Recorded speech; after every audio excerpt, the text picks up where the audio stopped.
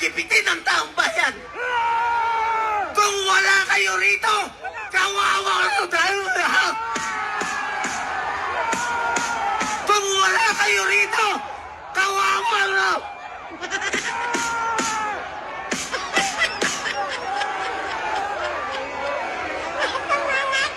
Oh, na! Muntik ka nang maging kwento! Kawawa naman.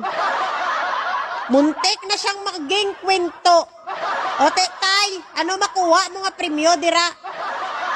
Sa edad mo na yan, magpahinga ka na lang kasi. Uminom ka ng kape para magpalpitate ka. Mag-enjoy ka ng buhay mo, makinig ka ng radyo, at manood ng Viva Max. Yun na lang yung gawin mo. Karaan yun na naiiwan mo na taon dito sa mundo is ma-enjoy mo. Ang pangit naman kung mamatay ka tas nakalagay dun sa ano mo sa board ng ano yan, natawag niyan ga. Pag namatay ka yung may nakalagay dun, cause of death, sumigaw sa rally, nalak ang panga, namatay. Mas malala yun. Pag akyat mo sa langit, tanungin ka doon ni San Pedro, ano nangyari sa'yo, Doy? Bakit ka namatay, Doy? Ano sagot mo? Namatay ako kakasigaw, kakaprotekta kay Marcolita nga linte. Sabihin sa'yo ni San Pedro, teko nang imono ka sa balay mo, wala ka pa sana natigi. Di ba, tay? Yung ganyang edad mo, tay, ipahinga mo na. No, buti sana, kung ang pinaglalaban mo is yung Pilipinas na bansa mo, pero nakakalungkot lang isipin na ang pinaglalaban nyo at pinoprotektahan nyo is politiko lang. Yun yung pinaka-saddest part, na imbes ang bansa natin, yung mahalin natin, mas minamahal natin ang mga politiko. Diba? Ulang ka lang siguro sa dinuguan. Diba? Nakakalungkot isipin yon. Si Marcoleta, may pananagutan sa batas sa taong bayan sa'yo. Kahit sa'yo may pananagutan siya. Pero here you are, here you go, guys, no, na mga dinuguan, pinoprotektahan si Marcoleta, which is very, very sad. Dahil kaanib nyo, kaya protektahan nyo. Dahil kasamahan nyo, kaya protektahan nyo.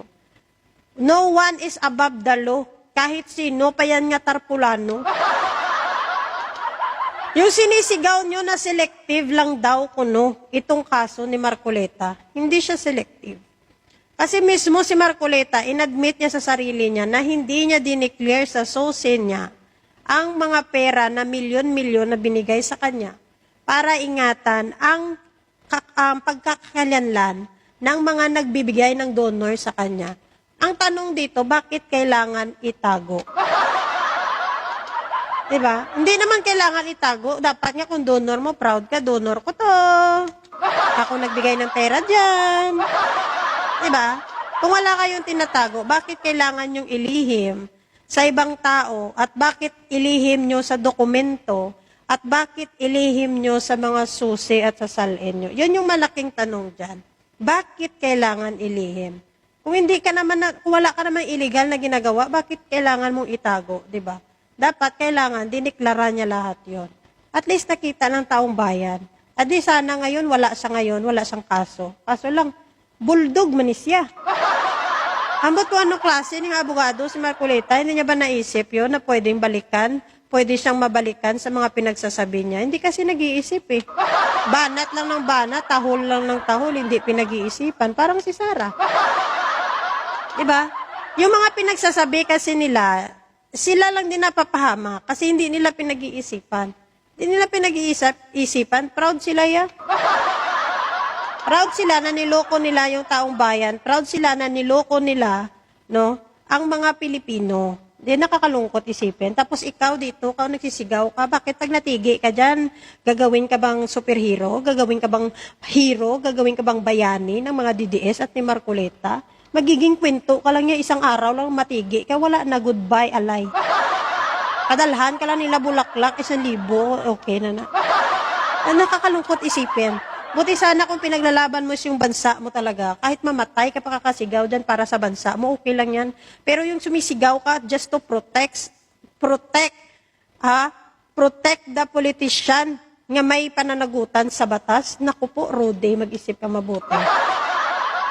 Kaya nga sabi ko sa'yo, i-enjoy mo na lang yung buhay mo at sana hindi ka mamatay na bubutay kasi Diyos ko Lord.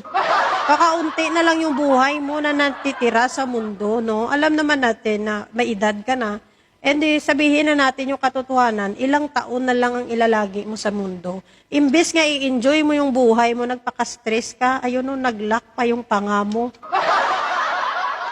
Nakakalungkot ng isipin. No? Nalulungkot ako kasi sa edad niya na yan, dapat nagpapahinga na. At okay lang kung sumasali ka sa rally, no? Sumasali ka sa rally kung mismo na bansa ang pinaglalaban. Pero hindi kasi yun eh. Pinaglalaban nila yung kapatiran nila yan. Pinaglalaban nila yung inuto sa kanila ng kanilang pinuno. Ha? Kung ako sa'yo tayo, mag-relax ka sa bahay, lutuan kita, dinuguan, bigyan kita puto para mas ma-enjoy mo. Yun na lang kaya gawin mo.